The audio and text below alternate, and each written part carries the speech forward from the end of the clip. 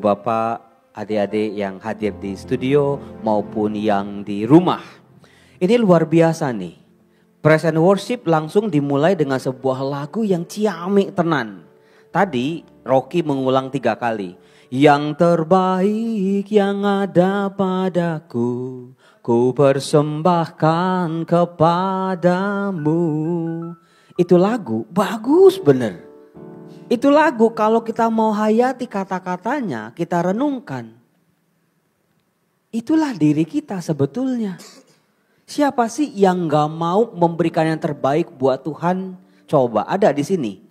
Itu semua impian kita, itu semua keinginan harapan kita. Memberikan yang terbaik pada Tuhan.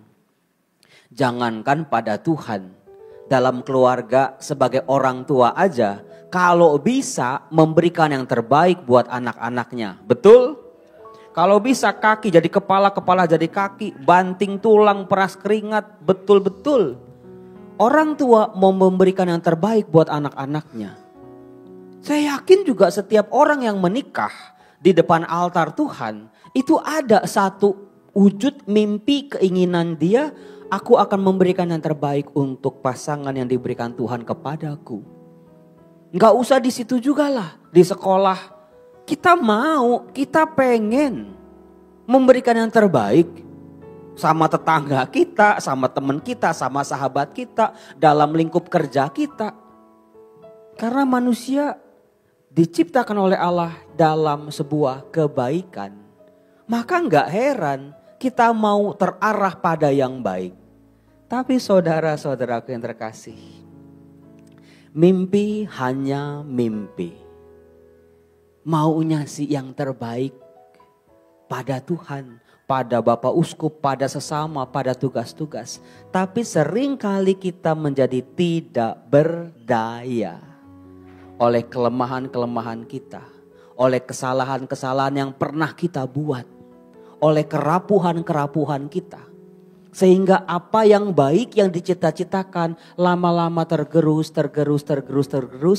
Lama-lama kita menjadi pribadi-pribadi yang sedang tidak baik-baik saja. Imam memberikan hatinya setengah-setengah sama Tuhan. Dalam doa-doanya, dalam ekaristi seorang imam udah gak ada lagi Tuhan di dalamnya. Dalam doa-doanya sudah sepi. Saya yakin demikian juga orang-orang yang hidup berkeluarga, ketika yang baik tergerus dengan berbagai macam kesalahan, kelemahan, dan juga kerapuhan kita. Itulah yang membuat hidup menjadi tidak bahagia. Panggilan hidup sebagai imam tidak akan bahagia lagi kalau hatinya kosong, tidak merasakan lagi kehadiran Tuhan dalam doa-doanya. Tidak lagi merasakan getaran yang tidak bisa disebut, diceritakan ketika mengangkat Ekaristi Kudus. Tapi saudara-saudara, kalau kita cuma mau melihat kelemahan demi kelemahan, siapa sih yang gak punya kelemahan? Semua dari kita punya kelemahan. Lalu lantas bagaimana tema yang diangkat oleh Praise and Worship ini? Dan juga hari raya yang dirayakan oleh gereja Katolik, gereja semesta. Maria Assumpta, Maria diangkat ke surga. Itu menjadi sebuah cerminan buat kita apa yang harus kita lakukan ketika hidup kita sedang tidak baik-baik saja. Ketika panggilan sebagai seorang imam mulai menjadi hambar. Ketika hidup keluarga yang ada hanyalah membenci bukannya mencinta. Kalau kita lihat saudara-saudara, figur Maria, saya selalu terinspirasi, terkesima, terkagum-kagum sama sosok istimewa ini. Yang membuat saya itu gak heran Tuhan Allah memilih Maria sebagai bunda Yesus Kristus.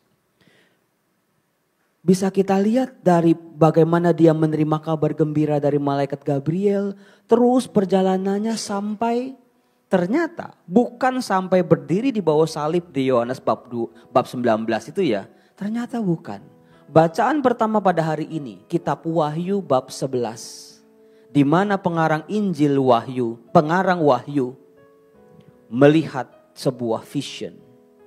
Aku melihat tabut perjanjian Allah. Tabut perjanjian Allah.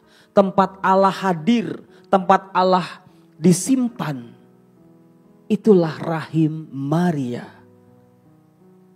Allah sendiri yang berinkarnasi dalam diri Yesus hidup dalam rahim Maria, hidup dalam asuhan Maria, ditemani oleh Maria sampai ke puncak Golgota. Maria bukan sekedar tempat menyimpan Yesus, tapi betul-betul Maria menyertai Yesus putranya. Bagaimana perjalanan Maria dari dia gadis biasa sampai menjadi tabut perjanjian Allah yang dilihat dalam kitab Wahyu? Ada satu ayat yang sangat luar biasa dalam Lukas bab 1 bacaan Injil hari ini. Yang jarang disimak, jarang diperhatikan oleh para pembaca kitab suci. Apakah Anda pernah betul-betul melihat apa kata-kata Elizabeth ketika Maria datang ke rumahnya? Orang taunya apa? Wow, setelah aku mendengar salam, bayi dalam kandunganku melonjak kegirangan. Berhenti sampai di situ.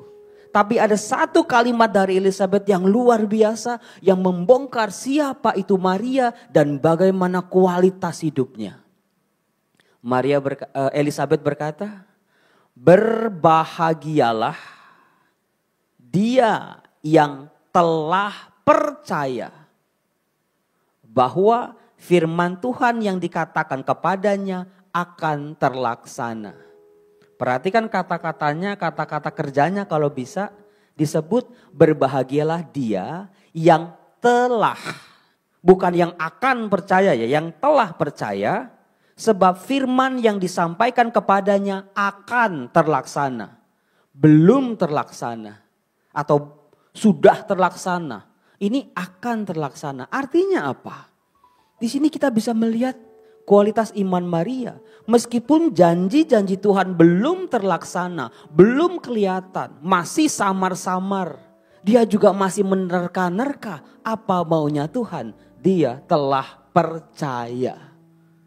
Itu yang menurut saya wow, figur Maria itu betul-betul mewakili hidup orang beriman yang sejati.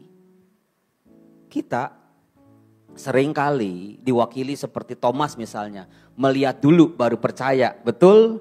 Kita harus ngalamin dulu kasih Tuhan, janji Tuhan, penyertaan Tuhan. Baru percaya. Maria belum terlaksana tapi dia telah percaya. Di sini saya belajar satu hal dari semangat Maria ini untuk panggilan saya. 15 Agustus 2006 saya ditabiskan oleh Bapak Kardinal Julius di paroki San Barto Taman Galaksi. Siapa yang mengira bocah rambut jabrik, jerawatan waktu itu. Gak ada yang yakin dan percaya dia nanti kalau jadi imam bisa jadi apa. Jujur saya sendiri waktu saya menerima tabisan saya cuma bilang iya. Saya mau taat, saya mau hidup sederhana, saya mau hidup selibat. Tapi apa yang akan terjadi dalam diri saya berikutnya? Gak tahu. Di situ saya bisa melihat cerminan apa yang saya lakukan, apa yang saya perjuangkan dibaca utuh dalam figur Maria. Yaitu kita semua dipanggil untuk setia. Menjadi seorang imam. Mungkin yang paling ganteng di sini Romo Nofrin lah katakanlah. Yang paling muda lah maksudnya. Yang paling hebat, yang paling pinter, yang paling berprestasi. Kami semua para imam ini tidak dipanggil untuk itu semua. Tapi pertama-tama belajar dari Maria yang telah percaya sebelum terlaksana. Kami belajar dari Maria untuk setia. Kita bisa lihat dalam lika-liku hidup Maria sampai di bawah salib Yesus. Kesetiaannya tidak perlu diragukan lagi. Itulah yang harus diamini, yang harus dipegang oleh setiap imam. Aku dipanggil bukan untuk hebat, tapi untuk setia. Kalau yang dikejar hanya prestasi, kehebatan, ketampanan, belum tentu dia bisa setia. Tapi sebaliknya, kalau dia setia dulu memegang janji Tuhan, setia sungguh-sungguh, Tuhan akan membawa dia ke jalan-jalan yang tidak pernah dia pikirkan sebelumnya. Saudara-saudaraku yang terkasih, doakan kami para imam ini. Satu hal yang paling sulit saya rasa selama 16 tahun saya jadi imam, hidup dalam kesetiaan. Gak usah setia misalnya setia sama Tuhan gitu, enggak.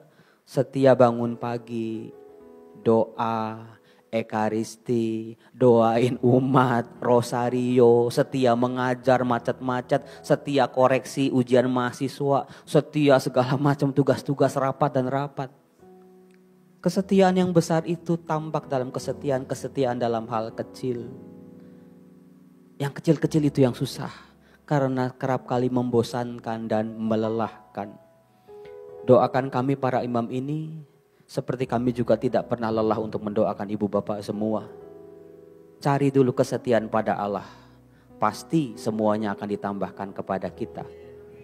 Saya bisa berkata seperti ini karena saya terpukau sama satu figur yang luar biasa. Tuhan Yesus, Juru Selamat. Dia adalah setia.